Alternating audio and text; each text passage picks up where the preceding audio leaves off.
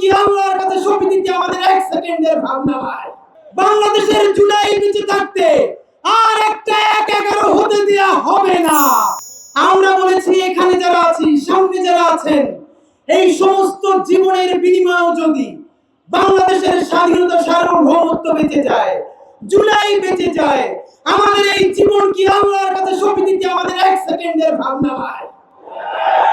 কিন্তু আমরা আজকে স্পষ্ট জানাই, মাননীয় সেনাপ্রধান, ইনাফ ইজ ইনাফ। যে পর্যন্ত হয়েছে আর এক সেকেন্ড আপনারা বাড়তে দিবেন না। বাংলাদেশের জুলাই বেঁচে থাকতে আর একটা ১-১১ হতে দেয়া হবে না। বিএনপি কে বলতে চাই, বিএনপি বাংলাদেশের মুখপাত্রই থাকতে হবে, সেনাবাহিনীর মুখপাত্র হওয়া চলবে না।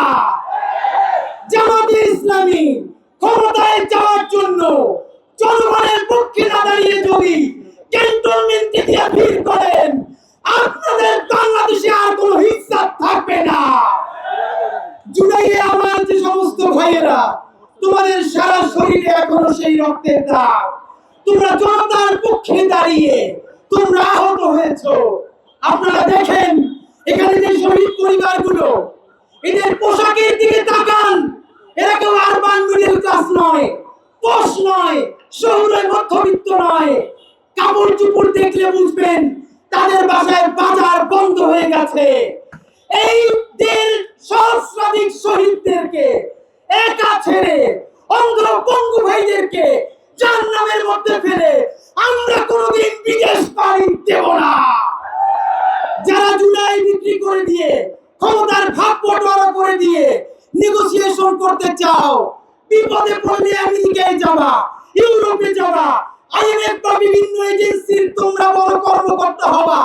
আল্লাহকে সাক্ষী রেখে বলতে চাই, এই দেশে যদি আবার জাহান্নাম নেমে আসে, আমার শহীদ ভাইদেরকে রেখে, আমাদের ভাই বোনদেরকে রেখে আমরা কোনোদিন সীমান্ত পাড়ি দেব না। আমরা সেই বেগম খালেদা জিয়ার সন্তান, যিনিও বলেছিলেন বাংলাদেশ ছাড়া আমার আর কোনো দেশ নাই। সেই বিএনপিকে বলি, আপনারা ১-১১ স্মৃতি দপ্তরে স্মৃতি আছে, বাংলাদেশের পক্ষে দাঁড়িয়েছিলেন, তাই আমরাও আপনার পক্ষে দাঁড়িয়েছি। আবারও আপনি জনতার পক্ষে দাঁড়ান, আমরা চিরদিন আপনাদের পক্ষে থাকবো। চূড়ান্ত ভাবে বলতে চাই, আর্মির সাথে যারা সংঘাত ঘটাতে চায়, বন্ধুরা তারা বাংলাদেশের বন্ধু নয়। এই আর্মি যেরকম ক্ষতি করেছে, আর্মির বন্ধুরাই কিন্তু আমাদের পাশে দাঁড়িয়েছে। আমরা বলতে চাই, তওবা কমিশন গঠন করো। যেই সব আর্মি অফিসার গুম করেছে, খুন করেছে, হত্যা করেছে, হাসিনাকে পালাতে দিয়েছে, ৬২৬ জনকে ক্যান্টনমেন্ট থেকে পাড়ি দিয়েছে, তাদেরকে বিচার করো। কিন্তু যে আর্মির সৈনিক, আমাদের অফিসাররা বাংলাদেশের জন্য দাঁড়িয়েছে, তাদেরকে সব বাংলাদেশ সেলিব্রেট করবে ইনশাআল্লাহ। সর্বশেষ প্রশ্ন, করিডোর ফরিডোর কিছু না, ইশরাক যেরকম বলেছে মেয়র ফেয়ার কিছু না, আমরাও বলি করিডোর কি আজকে এই সরকার বলছে?